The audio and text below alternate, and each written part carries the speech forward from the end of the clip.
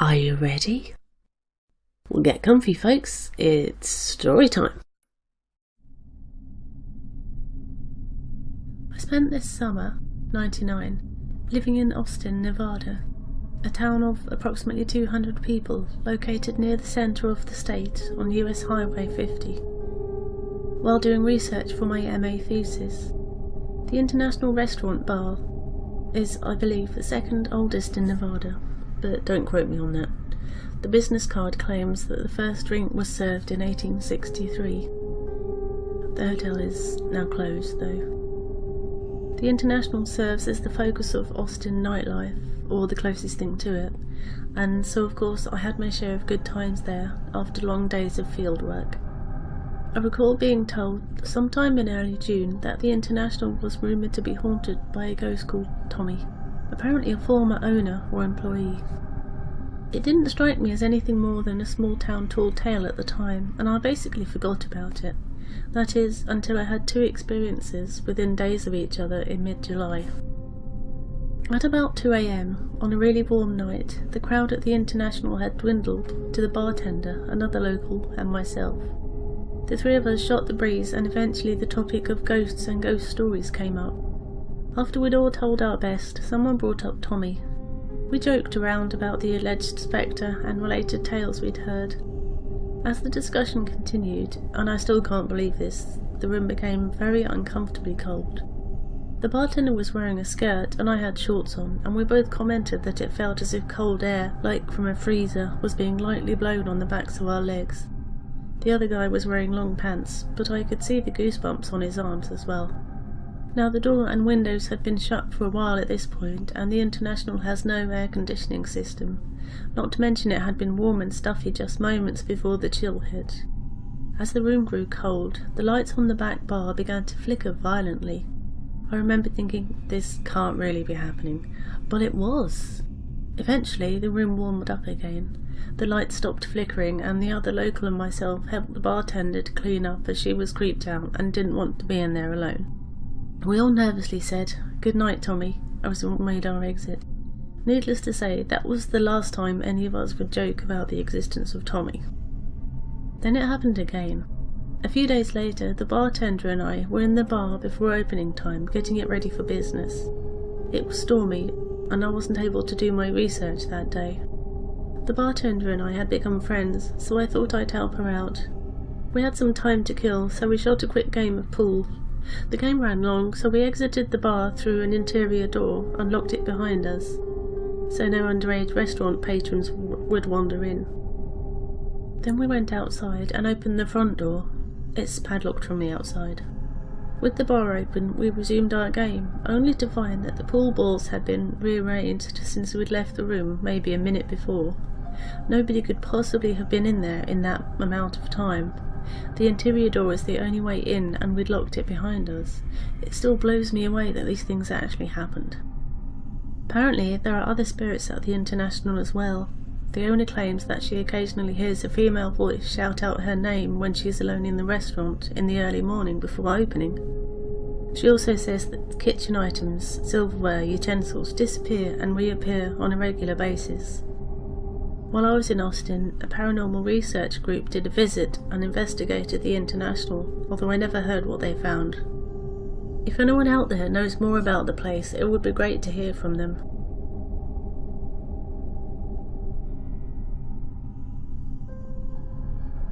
In 99, I was 23 years old and had just graduated college. I wanted to become an actor, so I went to all sorts of auditions, including one for a professional theatre called the Arab Rock Lyceum. We rehearsed in a rehearsal hall for 1.5 weeks, and then moved to the theatre, where we began technical rehearsals. There were so many men in the shows that we were put in what was traditionally the women's dressing room because it is slightly bigger. They were working on refurbishing the dressing room because of some sort of fire that had happened a few years ago. I didn't bother to ask if anyone died in the fire because I assumed it was an electrical fire. So one day I was using the restroom, and when I flushed the toilet I heard screaming. It sounds stupid, but I heard screaming. It sounded like my 8-year-old niece when she watches scary movies. I was spooked and asked one of the stagehands about it. He told me that in '94 some little girl had gotten trapped in the dressing room in a fire and haunted the theatre now. I thought he was crazy at first, but then I started seeing and hearing more things. Like when I was on stage, I looked up into the rafters and could have sworn I saw a little girl watching us. Then one night I forgot my dorm key in the dressing room, so I called the stage manager and he let me into the theatre. It was very dark, and I had singing. Cute little girl singing, but something about it didn't seem right. Then props began to disappear right when they were needed on stage. Costumes were found ripped and stained. One night a set piece almost crushed one of the main actresses. One night the power went out, and in the blackness I heard the singing again, and it got very cold. I felt like someone was standing behind me and breathing on my neck. I spun around and reached out into the darkness, but no one was there. A child giggled. At first I thought it was someone in the audience, but then I realised we were doing an adult play, so there were no children in the audience. I started to research the girl in the fire and came across a newspaper article from the day after she died. It talked about how a costume rack was found jamming the door, and one of the actors mysteriously left the night of the accident. Now I knew the ghost's name, Carolyn Brown. The article says some people think the fire was electrical, but the parents think it was arson. I believe it was arson, and that she was murdered. Otherwise, why would she have come back to haunt the theatre? When the show closed, I packed up and left Arrow Rock, never to return. Since then I have quit acting because of Carolyn Brown, and I've become a maths teacher. I've been dying to share my story, but I've never found a place until I stumbled upon this website. Please tell me what you think. Have you ever been to Arrow Rock, Missouri, and seen similar things?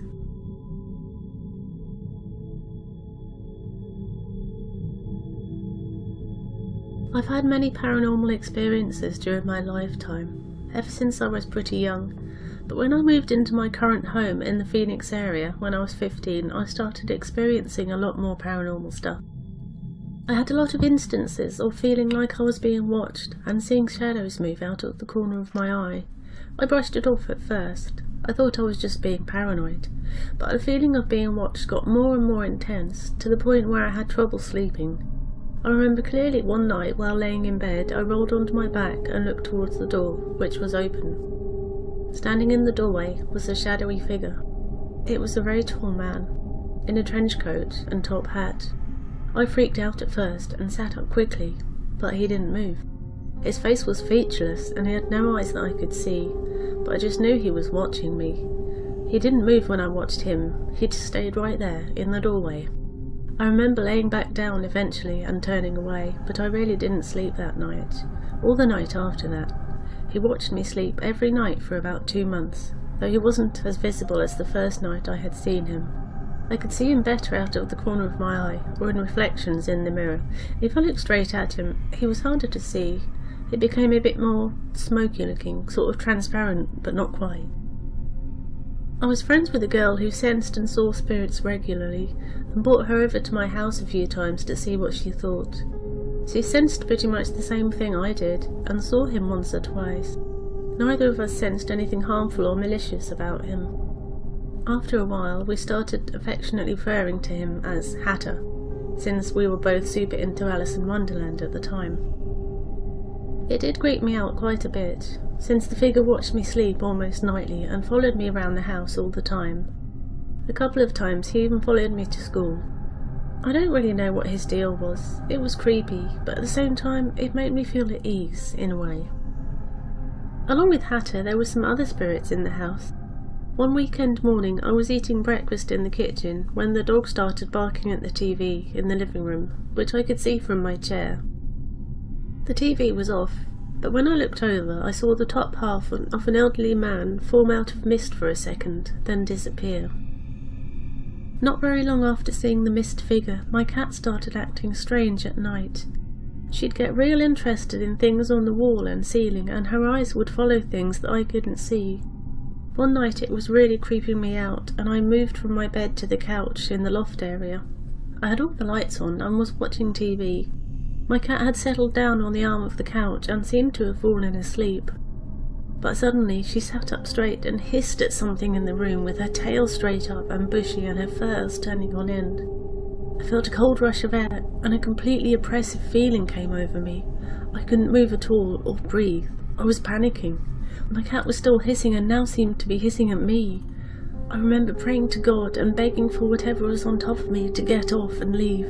And suddenly, it disappeared.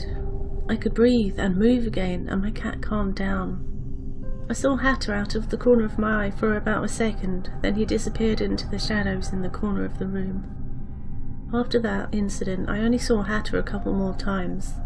Then he seemed to just move on. It was kind of nice. Things felt a lot lighter and happier around the house, less tense. I started doing a lot of research after that. I was really surprised and fascinated when I saw that many others had seen some form of the Hat Man in their lifetime. I still don't know exactly what he is, whether he's good or bad or just neutral, but looking back I can say it was a pretty cool and creepy experience.